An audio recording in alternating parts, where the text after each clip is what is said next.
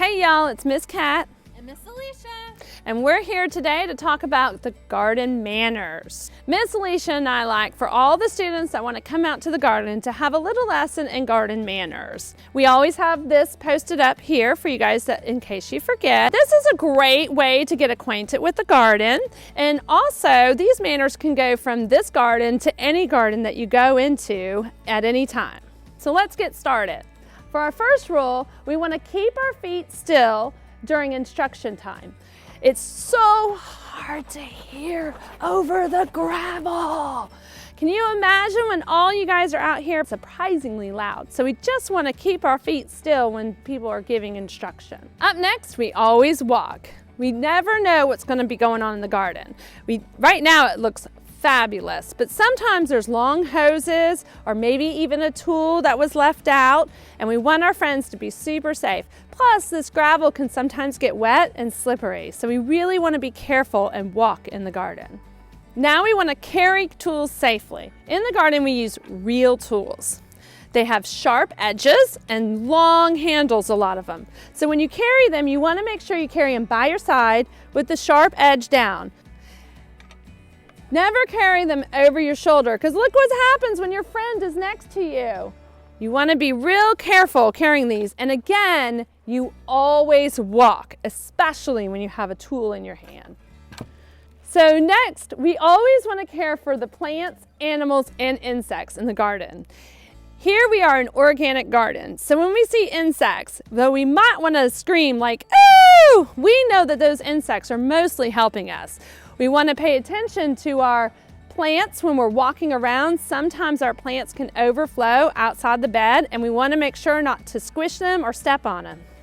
We also always want to care for all the animals we see in the garden. We love our little friends. We've seen so many animals in this garden, like bunnies, very cute, frogs, even turtles and birds. We want to be careful remember that this is their home and we want to invite them in. So we want to be careful not to chase after them and scare them if they're in the garden. Next, we want to ask before you pick any fruit, vegetable, or flower.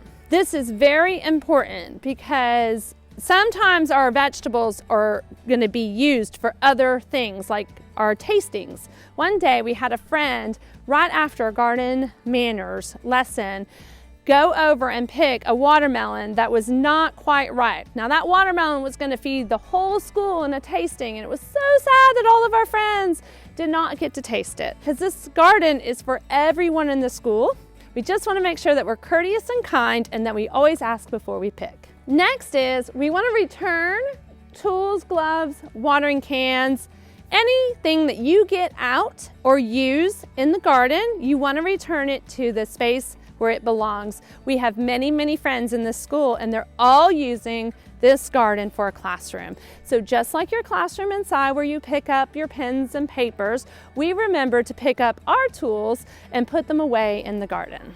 Next, always wash your hands and wipe your feet before you enter the building. We do have a wash station over here that is no soap, but it has water.